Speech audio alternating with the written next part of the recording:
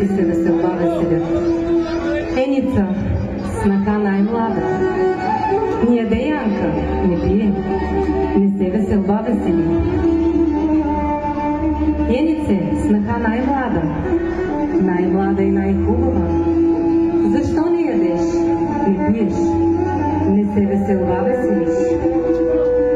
Дали ми лява кисела, или ми вино кисело, или ми манджа облюдна?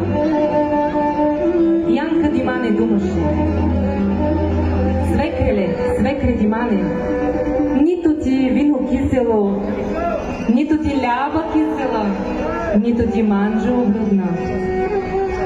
Люта ма глава заболе, върва ма треска затресеше, негна няма да стане. И портите се хлопнали. Янка навън излезе, си портите отвори, и юнаците повлезе, и си на Янка думаха: Янкеле, булка хубава, къде е Димачко бъче?